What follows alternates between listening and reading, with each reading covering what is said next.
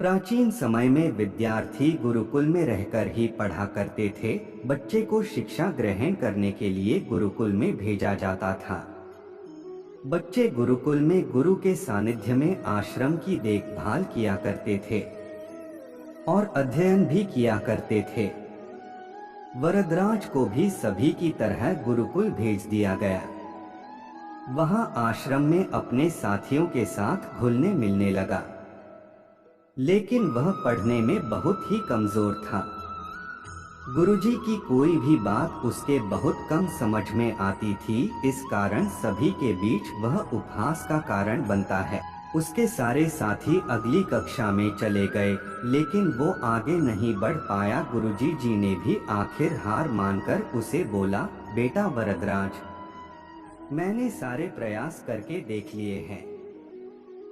अब यही उचित होगा कि तुम यहाँ अपना समय बर्बाद मत करो, अपने घर चले जाओ और घर वालों की काम में मदद करो।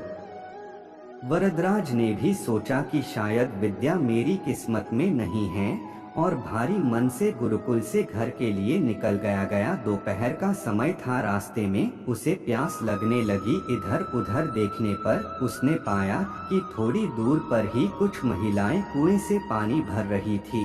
वहां पत्थरों पर रस्सी के आने जाने से निशान बने हुए थे। तो उसने महिलाओं से पूछा, यह निशान आपने कैसे बनाए?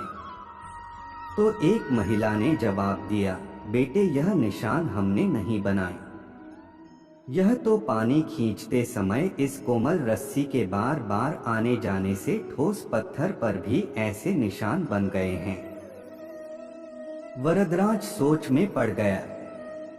उसने विचार किया कि जब एक कोमल से रस्सी के बार बार आने जाने से एक ठोस पत्थर पर गहरे निशान बन सकते हैं, तो निरंतर अभ्यास से मैं विद्या ग्रहण क्यों नहीं कर सकता।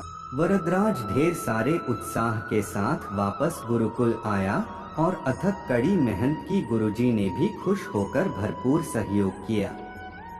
कुछ ही सालों बाद यही मंदबुद्धि बालक वरदराज आगे चलकर संस्कृत व्याकरण का महान विद्वान बना। दोस्तों, अभ्यास की शक्ति का तो कहना ही क्या है, यह आपके हर सपने को पूरा करेगी। अभ्यास बहुत जरूरी है, चाहे वो खेल में हो या पढ़ाई में या किसी और चीज में।